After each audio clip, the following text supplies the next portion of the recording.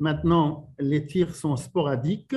C'est plus comme avant où il y avait l'aviation militaire et les tanks et tout étaient sur place.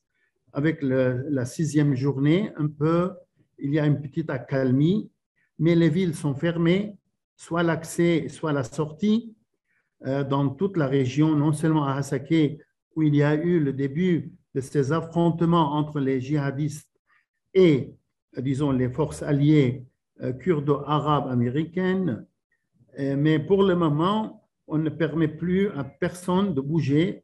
Il y a un couvre-feu qui continue, mais malheureusement, je dis, il y a aussi beaucoup de gens qui ont dû quitter leur maison à cause de ces combats-là. Selon les sources officielles, on parle de 45 000 personnes. Mais selon nos données, presque, il y a quelques 3 200 familles pendant les 4 premiers jours. Maintenant, le nombre a un peu augmenté parce qu'il y a eu aussi des affrontements à partir de la frontière turco-syrienne sur les localités qui sont limitrophes. Donc, la région de Hasakeh a été prise entre deux feux. Et c'est pour cela qu'il y a eu un exode soit du sud vers le nord ou le centre, et soit du nord vers le sud. Donc, des deux côtés, il y a eu vraiment un déplacement assez important de populations qui ont quitté leur village, leur localité. C'est pour cela, avec maintenant la saison d'hiver, et cette année-ci était très, très dure, donc le degré avait dépassé les 6 degrés au-dessous de zéro, dans la région de Kamishli même un peu plus.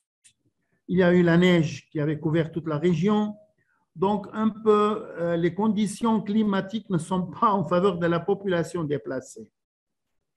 Maintenant, nous, comme Église chrétienne, nous avons dû fermer nos églises. Par exemple, dimanche passé, on n'a pas eu ni de messe, ni de cérémonie, rien. Tout le monde était chez soi parce qu'il y avait un couvre-feu terrible et partout arrivaient des tirs. On ne savait pas de quelle région, de quelle direction. Alors, on a dû aussi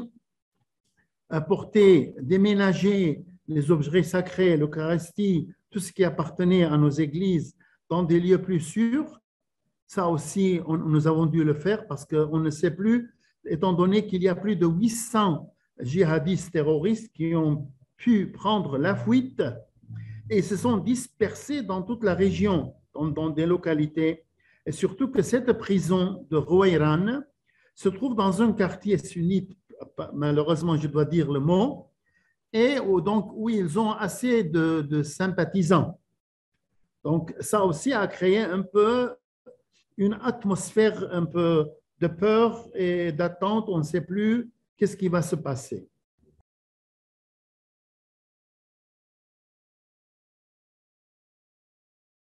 Non, mais disons, les prêtres et le diacre qui est responsable un peu de ces familles-là m'avait parlé de 11 familles.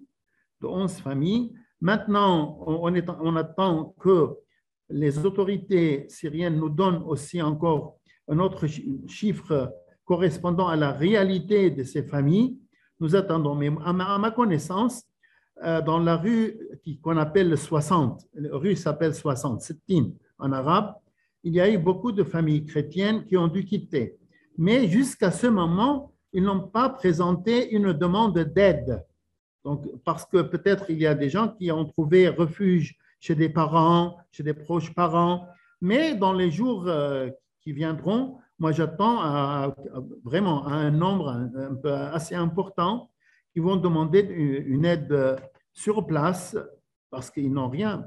Et quand je dis une aide, c'est-à-dire des couvertures, un peu de nourriture et un peu quelques sous pour pouvoir acheter le nécessaire pour la famille, pas plus.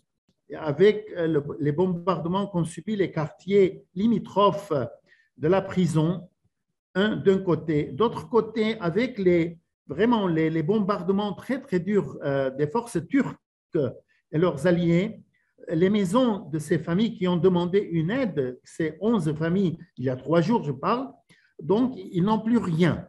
Ils sont sans rien. Leur maison détruite, ils ont pris la fuite seulement avec leurs habits, et pas autre chose, malheureusement.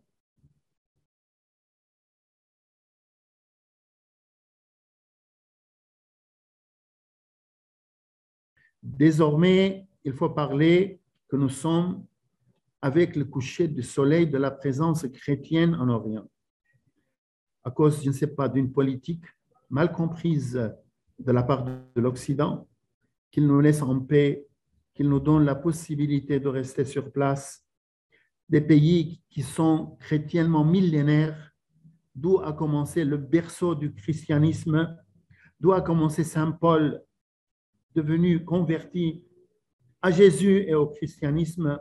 Vraiment, il faut faire une attention spéciale pour que ces résidus de chrétiens qui sont sur place puissent continuer leur vie normalement, en paix. Et on demande à tout le monde la prière pour que la paix soit rétablie dans toute la région. Les gens ont peur. Je ne pense pas que pendant des mois, ces familles pourront rentrer. Celles qui ont encore eu des maisons qui ne sont pas détruites complètement.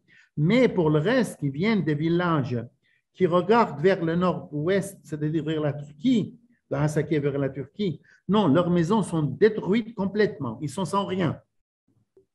Donc, je pense que les jours qui viendront nous donneront encore un panorama encore plus ample pour savoir vraiment ce qui est la réalité sur place. Parce que pour le moment, on ne peut pas bouger. Nous sommes tous chez nous fermés, enfermés. Il n'y a aucune sortie des villes et des quartiers. Même les dispensaires que j'ai sur place et surtout les cliniques mobiles qui vont dans les villages depuis des années, ils ont été empêchés de continuer leur travail par peur qu'ils ne soient pas pris, disons, comme otages par ces fugitifs qu'on ne sait pas où ils sont finis. Donc, vraiment, il y a une atmosphère de peur, vraiment, je dis ça, parce qu'on ne sait pas où ils se sont maintenant réfugiés ou ils sont logés chez des familles qui sont sympathisants avec eux, en tout cas. Ça nie pas la réalité. La réalité, il y a beaucoup de gens qui sont sympathisants avec ces intégralistes et qui sont des racistes presque. Ils ne peuvent pas accepter la présence d'autres religions, d'autres ethnies. Ça, c'est un peu dur. Hein? La Syrie, qui est un pays par excellence, disons, de tolérance, maintenant vit une atmosphère où on a peur de déclarer notre, disons, notre ethnie ou notre religion. Voilà.